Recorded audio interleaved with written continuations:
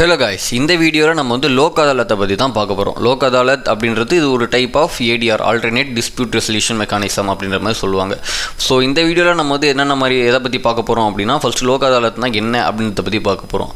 And then எந்த legislation இந்த Lok அதாலத்ல guide பண்ணுது and இந்த லோக் அதாலத்ல என்னென்ன மாதிரி கேसेसலாம் ரெஃபர் ஆகும் and then அந்த மாதிரி ரெஃபர் ஆகிற கேஸ்க்கு கொடுக்குற அவார்ட் அப்படின்றது அதோட என்ஃபோர்சபிலிட்டி எந்த அளவுக்கு இருக்குது, சோ அதோட வேலிடிட்டி எந்த அளவுக்கு இருக்குது and then இதோட அட்வான்டேஜ் and டிஸ்அட்வான்டேஜ் எல்லாத்தையும் பற்றியுமே நம்ம இந்த வீடியோவில் டிஸ்கஸ் பண்ண போகிறோம். அண்ட் இதுக்கான நோட்ஸுமே எல்லாமே நம்மளோட டெலிகிராம் சேனலில் இருக்குது. சப்போஸ் நீங்கள் லா ஸ்டூடெண்ட்டாக இருக்கிறீங்க அப்படின்னா அந்த நோட்ஸ் உங்களுக்கு ரொம்பவே யூஸ்ஃபுல்லாக இருக்கும். ஸோ இப்போ நம்ம இந்த வீடியோக்குள்ளே போகலாம்.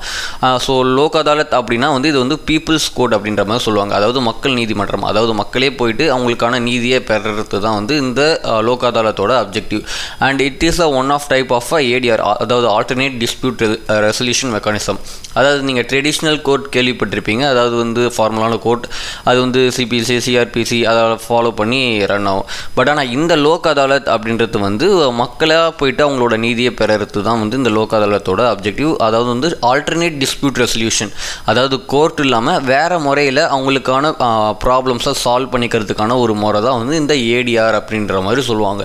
இதில் இந்த ADRல கன்சிலியேஷன் வரும், ஆர்பிட்ரேஷன் வரும், மீடியேஷன் வரும். ஸோ அதுக்காகலாம் நம்ம செப்பரேட்டாக ஒரு வீடியோ போடலாம். ஸோ இந்த வீடியோவில் நம்ம லோக் அதாலத்னா என்ன அப்படின்றத பற்றி மட்டும் தான் நம்ம இந்த வீடியோவில் பார்க்க போகிறோம்.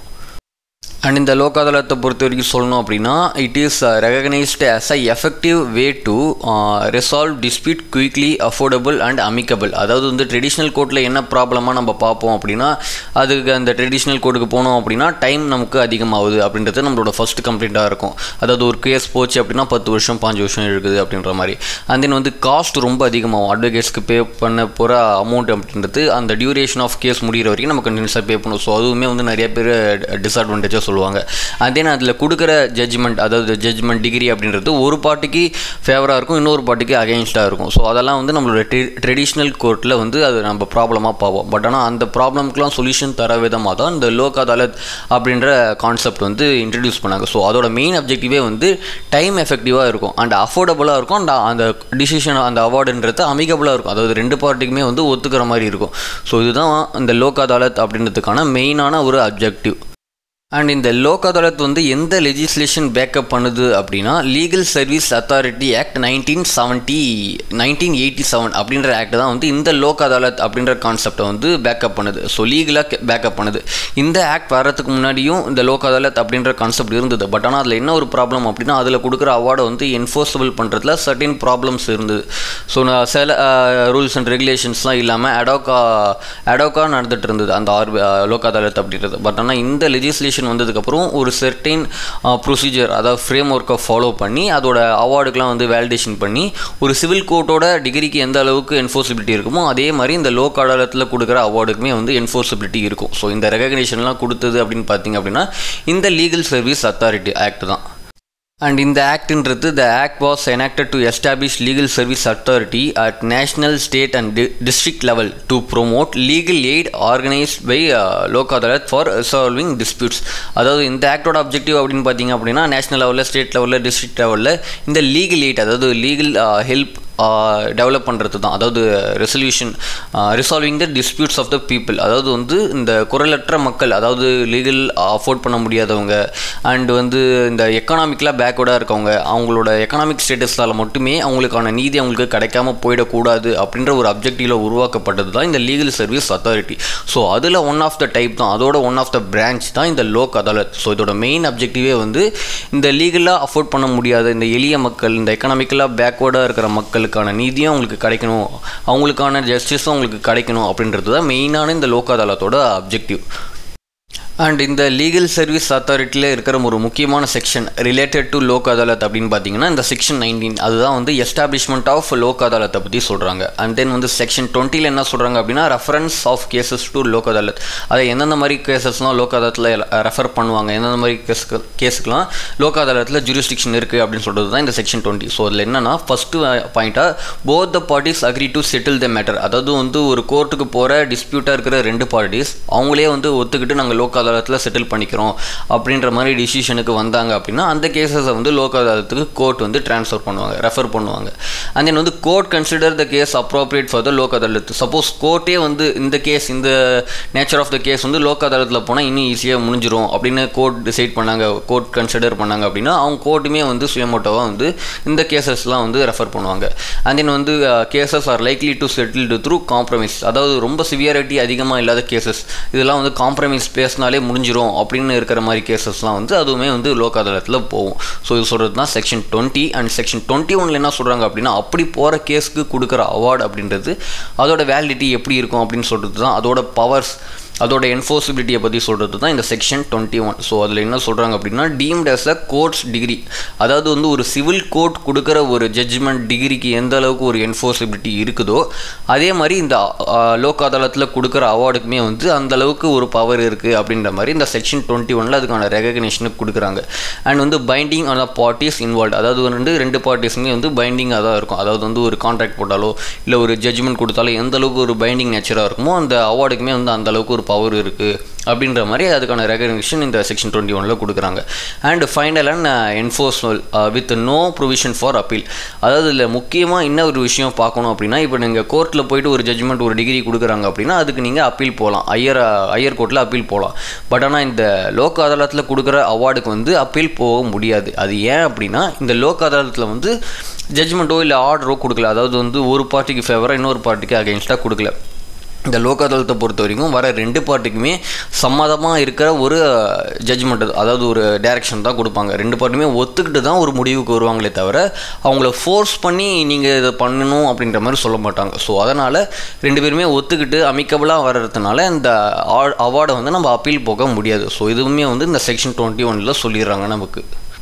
அண்ட் இந்த செக்ஷன் 22 வந்து ப்ரொசீஜரல் ஃப்ளெக்சிபிலிட்டி பற்றி சொல்கிறாங்க. அதாவது இந்த லோக் அதாலத் அப்படின்றது வந்து not bound by any CPC, அதாவது கோட் ஆஃப் சிவில் ப்ரொசீஜர் 1908 இல்லை இந்தியன் எவிடன்ஸ் ஆக்டில் கவர் ஆகாது. இது வந்து full and full based upon the principle of natural justice. And உங்களுக்கு இந்த பிரின்சிபல் ஆஃப் நேச்சுரல் ஜஸ்டிஸை பற்றி தெரியணும் அப்படின்னா நம்ம சேனல்லே ஆல்ரெடி இதுக்கான ஒரு வீடியோ போட்டிருக்கோம். ஸோ அதுக்கான லிங்க் டிஸ்கிரிப்ஷனில் இருக்குது. ஸோ இந்த பிரின்சிபல் ஆஃப் நேச்சுரல் ஜஸ்டிஸ்னால் என்ன அப்படின்றத நீங்கள் அதில் பார்த்து தெரிஞ்சுக்கலாம். ஸோ லா ஸ்டூடெண்ட்ஸாக இருக்கீங்க அப்படின்னா இந்த பிரின்சிபல் ஆஃப் நேச்சுரல் ஜஸ்டிஸ் அப்படின்றது நீங்கள் கண்டிப்பாக தெரிஞ்சிக்க வேண்டிய ஒரு விஷயம். அண்ட் தென் வந்து importance of legal service authority அப்படின்னு பார்த்தீங்க அப்படின்னா அதோட மெயினாக முன்னாடி நம்ம பார்த்த மாதிரி எளிமையான மக்களுக்கு, அதாவது அஃபோர்ட் பண்ண முடியாத மக்களுக்கு ஒரு லீகல் சர்வீஸ் கொடுக்கணும் அப்படின்றது தான் இந்த லீகல் சர்வீஸ் அத்தாரிட்டியோட ஒரு மெயினான அப்ஜெக்டிவ். இவங்களோட மெயின் அப்ஜெக்டிவ் அப்படின்னு பார்த்தீங்க அப்படின்னா access to justice for all and resolution of dispute in efficient, cost effective and amicable manner. So இதெல்லாம் தான் இந்த லீகல் சர்வீஸ் அத்தாரிட்டி அப்படின்ற ஒரு ஆக்டோட மெயினான அப்ஜெக்டிவ். அண்ட் அதுக்கு கீழே தான் இந்த லோக் அதாலத் அப்படின்ற ஒரு ஆர்கனைசேஷனுமே வந்து கிரியேட் பண்ணுறாங்க. அண்ட் இப்போ நம்ம வந்து லோக் அதாலட்னா என்ன, அண்ட் அந்த லோக் அதாலட் அப்படின்ற ஒரு கான்செப்டை எந்த லெஜிஸ்லேஷன் பேக்கப் பண்ணுது அப்படின்ற விஷயத்தெல்லாம் பார்த்தோம். ஸோ இப்போ நம்ம மெயினாக பார்க்க போகிறது என்ன அப்படின்னா இந்த லோக் அதாலத்தில் என்னென்ன மாதிரி கேசஸ்லாம் ரெஃபர் பண்ணலாம் அப்படின்றது தான் பார்க்குவோம். ஸோ இதுதான் வந்து மெயினான பார்ட். நிறைய பேருக்கு ரொம்பவே யூஸ்ஃபுல்லாக இருக்கக்கூடிய ஒரு விஷயம். மெயினாக பார்த்தீங்க அப்படின்னா இந்த லோக் அதாலத்தில் சிவில் நேச்சர் உள்ள கேசஸ்லாம் வரும். லைக் வந்து property dispute, partition, land dispute, dispute over contract, அதாவது இந்த கான்ட்ராக்ட் அக்ரிமெண்ட் அது சம்மந்தமானது, அண்ட் இந்த கன்சியூமர் டிஸ்பியூட் அது எல்லாமே வந்து இந்த லோக் அதாலத்தில் வருவாங்க. ஏன் அப்படின்னா ஒரு இதுக்கெல்லாம் வந்து சீக்கிரமாக சொல்யூஷன் கிடச்சா நல்லா இருக்கும் அப்படின்ற மாதிரி அந்த பார்ட்டிஸ் நினைக்கிறதுனால கோர்ட்டுக்கெலாம் போனால் நிறைய செலவாகும், அண்ட் டைம் ரொம்ப எக்ஸ்டெண்ட் ஆகிட்டே போகும். அப்படின்ற மாதிரி சுச்சுவேஷன்ஸில் லோக் அதாலத் அப்படின்ற ஒரு கான்செப்டை வந்தாங்க அப்படின்னா அவங்களுக்கான ஜஸ்டிஸ் அப்படின்றது இன்னும் ஈஸியாக கிடைக்கும். அவங்களுக்கான ஜஸ்டிஸ்ன்னு சொல்கிறத விட அவங்களுக்கான தீர்வு, ரெசல்யூஷன் சீக்கிரமாக கிடைக்கும் அப்படின்றது தான் இந்த லோக் அதாலத்தில் சொல்கிறது. அண்ட் வந்து இந்த அடுத்த விஷயம் பார்த்தீங்க அப்படின்னா கிரிமினல் கேஸ் வெறும் சிவில் நேச்சர் மட்டும் தான் வரும் அப்படின்ற மாதிரி இல்லை, கிரிமினல் கேசஸ்மே இதில் வந்து ரெஃபர் ஆவாங்க. தட் இன்வால்வ்ஸ் காம்பவுண்டபிள் அஃபென்சஸ், அதாவது வந்து ரொம்ப சிவியாரிட்டி அதிகமாக இல்லாத கிரிமினல் கேசஸ்லாம் வந்து இந்த லோக் அதாலத்தில் அதுக்கான ரெசல்யூஷன் கிடைக்கும். For example causing a simple hurt, defamation, criminal trespass, minor theft, அது எல்லாமே வந்து இந்த லோக் அதாலத்திலேயே வந்து அதுக்கான சொல்யூஷனும் கொடுத்துருவாங்க.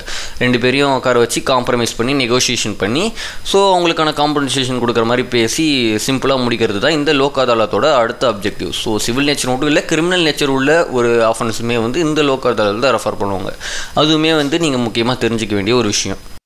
அண்ட் அடுத்து மூணாவதாக பார்த்தீங்க அப்படின்னா மோட்டார் ஆக்சிடென்ட் கிளைம்ஸ். அதாவது மேஜராக பார்த்தீங்க அப்படின்னா இந்த மோட்டார் வெஹிக்கல் ஆக்ட் 1988க்கு கீழே வர சில கேசஸ்லாம் வந்து இந்த லோக் அதாலத்தில் ரெஃபர் பண்ணுவாங்க. ஸோ அதுவுமே வந்து ஸ்பீடி ஜஸ்டிஸ் கிடைக்கணும் அப்படின்றதுக்காக தான். அண்ட் தென் வந்து லேபர் டிஸ்பியூட், அதாவது ஒரு ட்ரேட் யூனியன் இல்லைனா வந்து அன்பெய்டு வேஜஸ் அந்த ஒர்க்கர்ஸு, ஸோ அது மாதிரி இண்டஸ்ட்ரியல் டிஸ்பியூட், அது அந்த மாதிரி கொஞ்சம் சிவியாரிட்டி கம்மியாக இருக்கிற கேசஸ்லாம் வந்து இந்த லோக் அதாலத்தில் அதுக்கான மியூச்சுவல் அக்ரிமெண்ட் அப்படின்றது வந்து ஸோ ஒரு அமிக்கபிள் செட்டில்மெண்ட்டுக்காக இந்த லோக் அதாலத்தில் அந்த மாதிரி கேசஸ்லாம் வரும். அண்ட் தென் வந்து ஃபேமிலி டிஸ்பியூட்ஸ், அதாவது வந்து கஸ்டடி ஆஃப் த சில்ட்ரன் யார்கிட்ட இருக்கணும் அண்ட் மெயின்டெனன்ஸ், அலிமோனி, அந்த மாதிரி இஷ்யூஸ்க்குமே வந்து இந்த லோக் அதாலத் வந்து ஒரு நல்ல தீர்வாக இருக்கும்.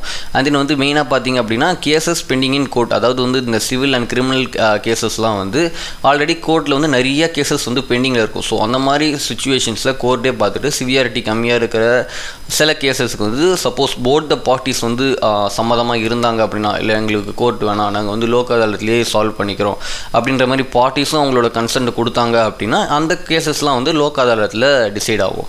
ஸோ இதில் வந்து நீங்கள் மெயினாக பார்க்க போகிறது வந்து கோர்ட்டில் இருக்க கேசஸ் மட்டும் இல்லை. சப்போஸ் வந்து ஒரு கேஸ் நீங்கள் ஃபைல் பண்ணும்போதே இந்த கேஸ் வந்து நாங்கள் கோர்ட்டுக்கு போக வேணாம், நாங்கள் வந்து லோக் அதாலத்திலே டிசைட் பண்ணிக்கிறோம் அப்படின்னு நினச்சிங்கன்னா நீங்கள் டேரெக்டாக கூட நீங்கள் லோக் அதாலத்தை அப்ரோச் பண்ணி உங்களுக்கான ரெசல்யூஷன் அப்படின்றத அங்கேயே கூட நீங்கள் வாங்கிக்கலாம். ஸோ இதுவுமே வந்து இந்த லீகல் சர்வீஸ் அத்தாரிட்டியில் சொல்லியிருக்கிறாங்க.